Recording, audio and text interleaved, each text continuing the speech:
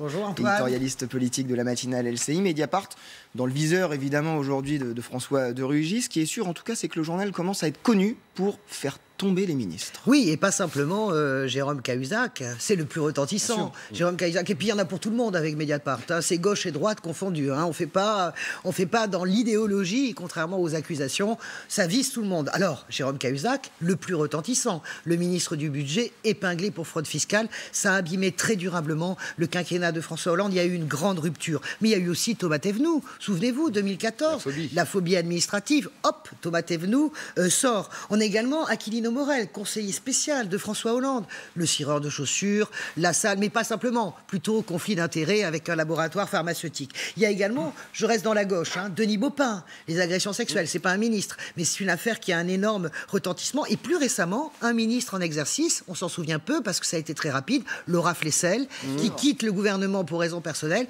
en réalité pour des raisons fiscales. Alors, il y a aussi l'ensemble des papiers consacrés à Nicolas Sarkozy sur l'ensemble des affaires, Kadhafi, financement libyen, etc., etc. Il y a des ratés pour Mediapart. La première, c'est Éric Woerth. Éric Woerth, affaire Bettencourt. Éric Woerth relaxé. Et Tapie. Il y a eu un feuilletonnage sur Tapie. Effectivement, Tapie, relaxe général, même si, hier, vous l'avez vu, le parquet a fait appel de la décision. Alors, Mediapart, on met toujours en accusation et en avant des méthodes de procureur. Je cite, la personnalité d'Edoui Plenel. On remet toujours en avant le trotskisme passé d'Edoui Plenel. Je rappelle juste qu'avant de fonder Mediapart, Edoui Plenel dirigeait la rédaction du Monde et fait tomber un ministre. Charles Hernu, c'était un autre monde. C'était à l'époque du Rainbow Warrior.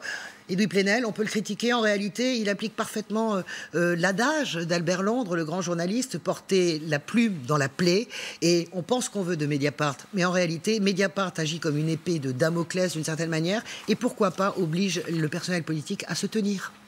Merci beaucoup, Françoise. Alors ce n'est pas